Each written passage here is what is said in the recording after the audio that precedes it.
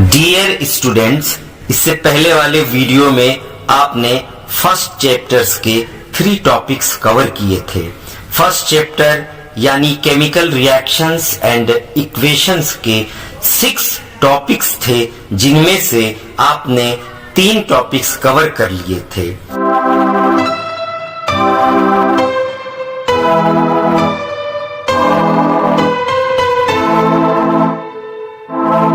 अब इस वीडियो में आप बचे हुए 3 टॉपिक्स को कवर करेंगे। Means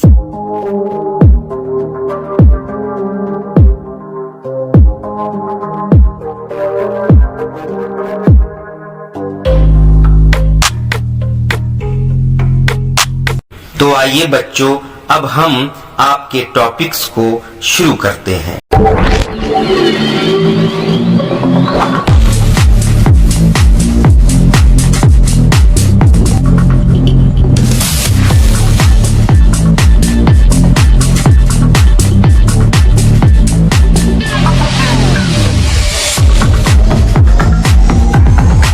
Oxidation and reduction reactions, also called as redox reaction. Oxidation and reduction के 3 कॉन्सेप्ट्स हैं। नंबर 1 बेसिक कॉन्सेप्ट और traditional concept of redox reaction.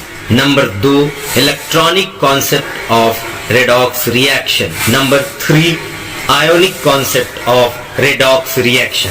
आपके स्टैंडर्ड पर यानी 10th स्टैंडर्ड पर जो पहला कॉन्सेप्ट है वही पढ़ना है यहाँ पर।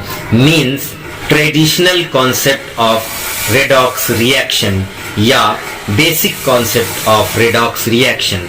According to basic concept of redox reaction, oxidation may be defined as number 1, the addition of oxygen to a substance. Number 2, the removal of hydrogen from a substance. In the similar way, reduction may be defined as number 1, the addition of hydrogen to a substance. Number 2, the removal of oxygen from substance. ये जो definitions आपने पढ़ी, इसको मैं एक बार हिंदी में बताता हूँ। ऑक्सीडेशन को पहले लेता हूँ। किसी भी सब्सटेंस में ऑक्सीजन का जुड़ना ऑक्सीडेशन कहलाता है, या फिर किसी सब्सटेंस से हाइड्रोजन का निकलना भी ऑक्सीडेशन कहलाता है। इन द सिमिलर वे, उसी तरह से किसी भी सब्सटेंस में हाइड्रोजन का जुड़ना रिडक्शन कहलाता है और ऑक्सीजन का निकल जाना रिडक्शन कहलाता है। आपने गौर किया होगा तो ये पाया होगा आपने कि ये ऑक्सीडेशन और रिडक्शन एक दूसरे की अपोजिट प्रोसेसेस हैं, और इनकी एक खासियत है, कैरेक्टरिस्टिक ये है कि ये दोनों प्रोसेसेस साइमल्टेनियस होती हैं, यानी साथ साथ चलती हैं। किसी भी रिएक्टेंट में अगर एक का ऑक्सीडेशन होता है तो दूसरे का रिडक्शन होता है। अब हम करते हैं ऑक्सीडाइजिंग एंड रिड्यूसिंग एजेंट की बात।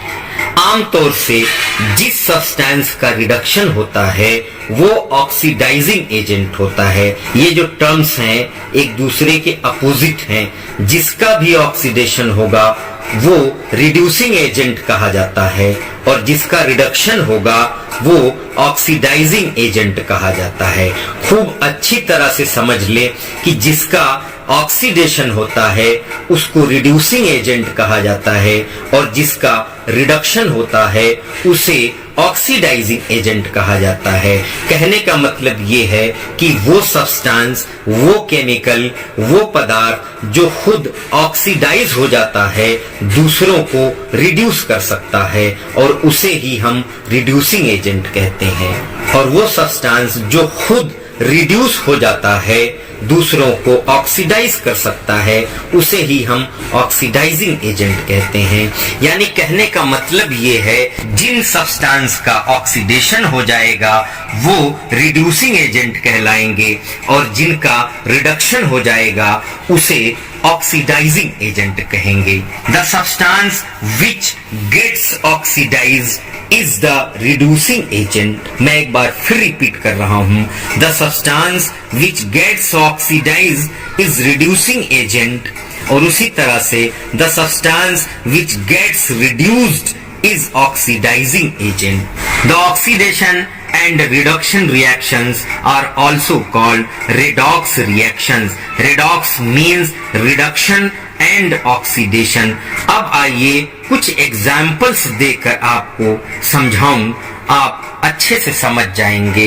देखिए, पहला एग्जाम्पल अगर हम कॉपर ऑक्साइड और हाइड्रोजन का लेते हैं तो इसमें खूब गौर कीजिएगा कि कॉपर ऑक्साइड का फॉर्मूला है CuO, क्यूप्रस ऑक्साइड कहते हैं इसको, और हाइड्रोजन गैस का फॉर्मूला है H2। ये दोनों जब कंबाइन करते हैं तो बाई कॉम्बिनेशन रिएक्शन कॉपर और वाटर बनाते हैं।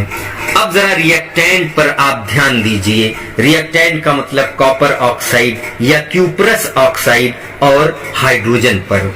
आप देख रहे हैं कि यहाँ पर कॉपर ऑक्साइड था, फिर प्रोडक्ट में आ जाइए, यानी यहाँ से ऑक्सीजन निकल चुका है तो सिर्फ कॉपर बचा। तो अभी आपने पढ़ा है कि ऐसे सब्सटेंस जहाँ से ऑक्सीजन निकल जाती है उसे हम क्या कहते हैं। अभी अभी आपने पढ़ा है कि वो प्रोसेस जब ऑक्सीजन निकल जाए तो रिडक्शन कहलाती है। तो अब आप बखूबी समझ सकते हैं कि कॉपर ऑक्साइड से ऑक्सीजन निकल चुकी है, सिर्फ कॉपर बचा है, तो इसका मतलब ये है कि कॉपर ऑक्साइड का रिडक्शन हो रहा है क्योंकि यहाँ से ऑक्सीजन निकल चुकी है। उसी तरह से हाइड्रोजन गैस में ऑक्सीजन जुड़ रही है। आप प्रोडक्ट में जरा देखिए, यहाँ रिएक्टेंट में हाइड्रोजन गैस है, हाइड्रोजन मॉलिक्यूल है, और प्रोडक्ट में H2O बन गया, वाटर बन गया। तो यानी हाइड्रोजन में ऑक्सीजन जुड़ी है तो वाटर बन गया है। तो हाइड्रोजन में जब ऑक्सीजन जुड़ गई तो इसका मतलब ये है कि हाइड्रोजन का ऑक्सीडेशन हुआ है। आप खुद ब खुद बता सकते हैं कि रिएक्टेंट्स में कौन ऑक्सीडाइजिंग एजेंट है और कौन रिड्यूसिंग एजेंट। थोड़ा सा दिमाग लगाइए। कॉपर ऑक्साइड से ऑक्सीजन निकली, इसका रिडक्शन हो गया। इसने किसको ऑक्सीडाइज किया? हाइड्रोजन को ऑक्सीडाइज किया।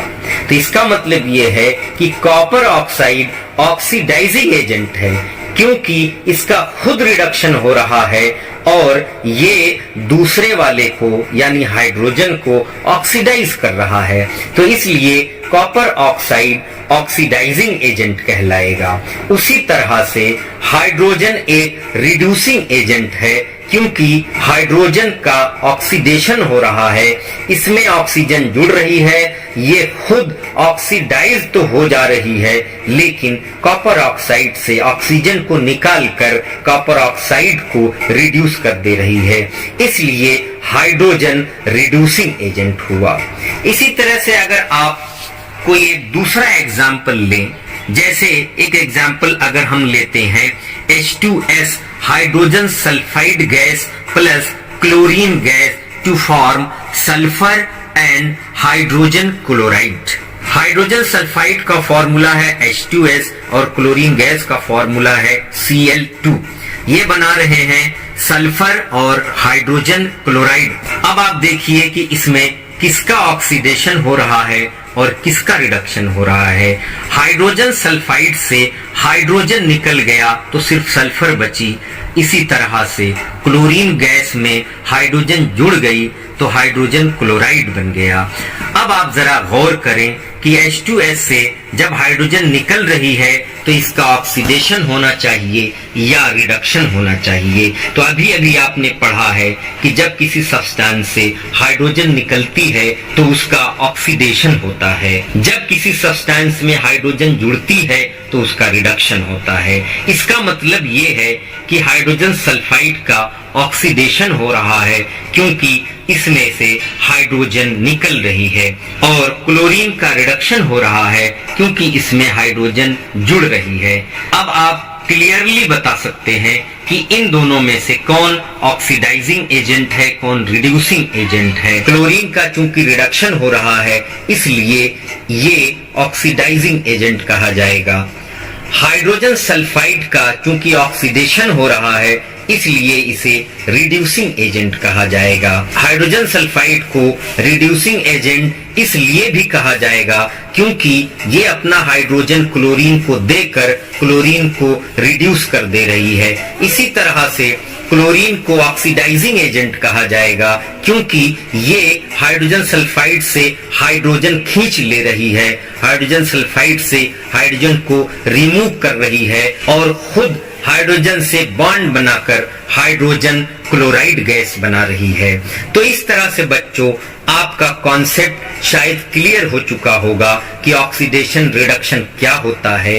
किसी भी दिए हुए केमिकल रिएक्शंस या इक्वेशन में किसका ऑक्सीडेशन होगा, किसका रिडक्शन होगा और इनमें से कौन ऑक्सीडाइजिंग एजेंट होगा और कौन रिड्यूसिंग एजेंट होगा। आपसे आशा करता हूं, आपसे उम्मीद करता हूं कि आपको समझ में आ गया होगा और अगर अभी नहीं समझ में आया तो आप कमेंट में पूछ सकते हैं, वीडियो बार बार देख सकते हैं। बच्चों आपका दूसरा टॉपिक है effects of oxidation reactions in everyday life. Oxidation has damaging effect on metals as well as on food. The damaging effect of oxidation on metal is studied as corrosion and that on food is studied as rancidity. Thus, there are two common effects of oxidation reactions which we observe in daily life. ये कहना चाह रहा है कि oxidation का effect metals पर और खाने पर, खाद्य पदार्थ पर होता है और नेगेटिव होता है और इन दो इफेक्ट्स को हम दो हेडिंग्स के तहत, दो फिनोमिना के तहत स्टडी करते हैं। पहले का नाम है कोरोजन ऑफ मेटल्स और दूसरे का नाम है rancidity of food. Corrosion is the process in which metals are eaten up gradually by action of air, moisture or a chemical such as an acid on their surface. ये कह रहा है कि corrosion तब होता है जब मेटल्स मॉइस्चर, एयर और कुछ केमिकल्स की प्रेजेंस में ऑक्सीजन से रिएक्ट करके डीनेचर्ड पदार्थ बना लेती है, यानी उसका नेचर खो जाता है, उसका नेचर गायब हो जाता है, उसका जो ओरिजिनल नेचर है वो नहीं रह जाता। इसी को हम कोरोजन कहते हैं। जैसे rusting of iron metal is the most common form of corrosion. It means that rusting of iron of metal एक तरह का कोरोजन है। तो कोरोजन मेरे ख्याल से आप अच्छे से समझ गए होंगे कि कोरोजन मॉइस्चर, कुछ केमिकल्स और एयर की प्रेजेंस में ऑक्सीजन से रिएक्शन है। जब मेटल ऑक्सीजन से रिएक्ट करती है तो उसका नेचर खो जाता है, जैसे कि रस्टिंग ऑफ आयरन। आप ये रिएक्शन देख सकते हैं। आयरन मॉइस्चर की प्रेजेंस में ऑक्सीजन से रिएक्ट करके हाइड्रेटेड आयरन थर्ड ऑक्साइड बना रही है। इसी को हम रस्ट कहते हैं। अब ये जो आयरन था, जो ओरिजिनल आयरन था, वो वाला आयरन नहीं रह गया, इसमें रस्टिंग हो गई, ये खराब हो गया। कहने का मतलब ये है कि ये खराब हो चुका है। The rusting of iron is a redox reaction. कोई भी रिएक्शन हो वो रेडॉक्स रिएक्शन होता है। इस रिएक्शन में भी देखिए आयरन का ऑक्सीडेशन हो रहा है और वो हाइड्रेटेड आयरन थर्ड ऑक्साइड बना रहा है, रस्ट बना रहा है। Corrosion weakens the iron and steel objects and structures such as railings, car bodies, bridges and ships and cuts short their life. मैंने पहले ही बताया कि ये जो इफेक्ट होता है ऑक्सीडेशन का पॉजिटिवली नहीं होता है, ये नेगेटिवली होता है। ये नेगेटिव असर डालता है। मेटल्स खराब हो जाती हैं, अच्छी अच्छी बॉडीज भी खराब हो जाती हैं। कार की बॉडीज हो, ट्रक की बॉडीज हो, शिप्स की बॉडीज हो, खराब हो जाती हैं। तो इसलिए बहुत जरूरी है आयरन को या किसी भी मेटल को कोरोजन से बचाया जाए। रैंसिडिटी के बारे में हम थोड़ा सा बात करते हैं। The condition produced by aerial oxidation of fats and oils in foods marked by unpleasant smell and taste is called rancidity। ये कह रहा है जब खाद्य पदार्थों का ऑक्सीडेशन होता है, जैसे फैट्स एंड ऑयल्स का ऑक्सीडेशन होता है, तो उसमें से ऐसी स्मेल निकलती है जो हमें बिल्कुल भी पसंद नहीं आती और उसका टेस्ट भी बदल जाता है। इसी को हम कहते हैं रैंसिडिटी ऑफ फूड्स। यहाँ पर थोड़ा सा रैंसिडिटी के बारे में बताया जाएगा कि रैंसिडिटी को कैसे चेक किया जाए, कैसे रोका जाए।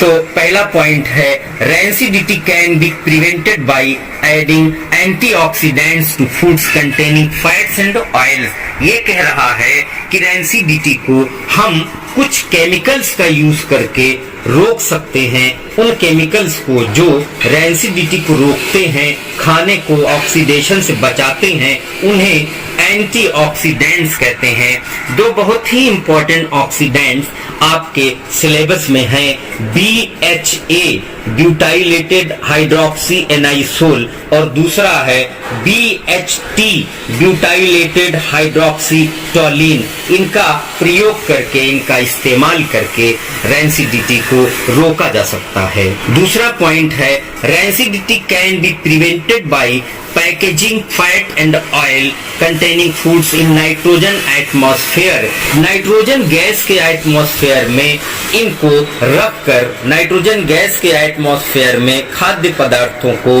प्रिजर्व करके उन्हें रैंसिडिटी से बचाया जा सकता है। तीसरा पॉइंट है, rancidity can B retarded by keeping food in refrigerator. Refrigerator has a low temperature inside it. आपको पता होगा कि जो ऑक्सीडेशन होता है वो आमतौर से हाई टेम्परेचर पे होता है। जैसे ही रेफ्रिजरेटर में खाना जाता है वो कम टेम्परेचर पर रिटेन करने लगता है, उसका ऑक्सीडेशन नहीं हो पाता, तो इसलिए रैंसिडिटी भी नहीं होती। चौथा पॉइंट है, rancidity can B retarded bye storing food in air tight container. एक और भी अच्छा रास्ता है कि इन खानों को, इन खाद्य पदार्थों को एयर टाइट कंटेनर्स में रख देते हैं कि जहां से ऑक्सीजन नहीं जा पाती, तो भी रैंसिडिटी से खाने बच जाते हैं।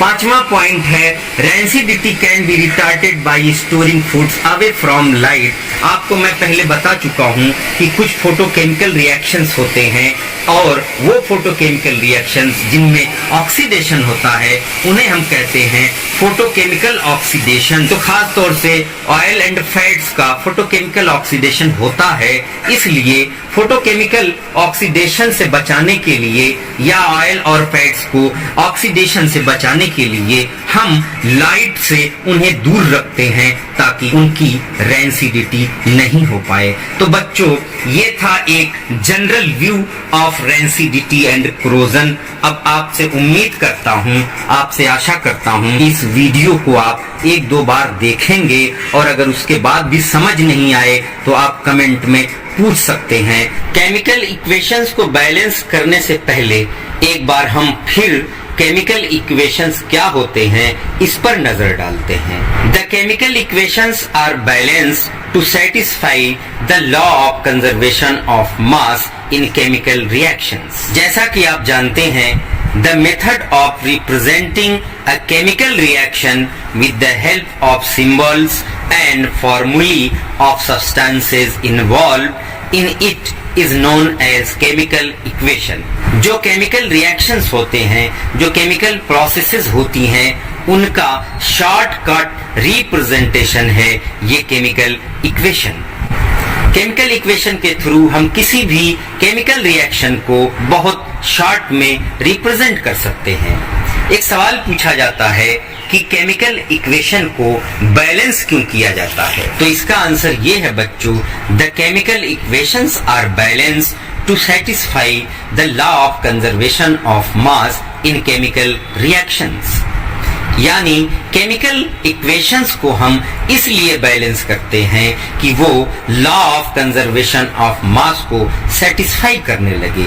यानी अगर मैं बहुत सिंपल वे में बताऊं तो ये बताऊंगा कि केमिकल इक्वेशन इसलिए बैलेंस किए जाते हैं कि रिएक्टेंट और प्रोडक्ट्स की मास बराबर हो जाए, इनके नंबर ऑफ मोल्स बराबर रहें, इनके स्टोइचियोमेट्रिक कोफिशिएंट्स बराबर हो जाएं। ये तीनों चीजें एक ही चीज को सेटिस्फाई करती हैं, law of conservation of mass को। हम एक केमिकल रिएक्शन कराते हैं हाइड्रोजन और ऑक्सीजन के बीच वाटर बनाने के लिए। इसका केमिकल इक्वेशन यहाँ से शुरू करते हैं। हमने हाइड्रोजन गैस लिया, ऑक्सीजन गैस लिया, इन दोनों को कंबाइन कराया, H2O बन गया। ये एक तरह का कॉम्बिनेशन रिएक्शन है। अब हम इसमें रिएक्टेंट्स और प्रोडक्ट्स के नंबर्स को बैलेंस करेंगे। Numbers of reactants and products are called stoichiometric coefficients. H2 एक फॉर्मूला है, इसमें H के बाद जो 2 लगा है ये इसका स्टोइचियोमेट्रिक कोफिशिएंट नहीं है। इसके लेफ्ट हैंड पर कुछ भी नहीं लिखा है तो हम इसको 1 मान लेते हैं। यही एक इसका स्टोइचियोमेट्रिक कोफिशिएंट है। ऑक्सीजन का भी स्टोइचियोमेट्रिक कोफिशिएंट 1 है और यहाँ पर H2O मॉलिक्यूल का भी स्टोइचियोमेट्रिक कोफिशिएंट 1 है। इसके लेफ्ट हैंड पर भी कुछ नहीं लिखा है, इसका मतलब हम 1 लेते हैं। अगर 2 लिखा होता तो इसका स्टोइचियोमेट्रिक कोफिशिएंट 2 होता। तो आइए बच्चों हम रिएक्टेंट और प्रोडक्ट के स्टोइचियोमेट्रिक कोफिशिएंट्स को बैलेंस करें। सबसे पहले हम इसमें देखते हैं कि रिएक्टेंट साइड में हाइड्रोजन कितना है और प्रोडक्ट साइड में कितना है। रिएक्टेंट और प्रोडक्ट साइड में दोनों में हाइड्रोजन बराबर है।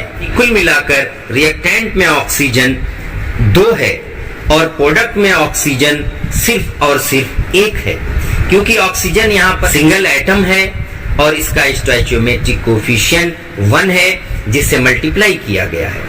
यानी वाटर का स्टोइचियोमेट्रिक कोफिशिएंट अगर 1 है तो इसमें हाइड्रोजन से भी मल्टीप्लाई होगा और ऑक्सीजन से भी मल्टीप्लाई होगा।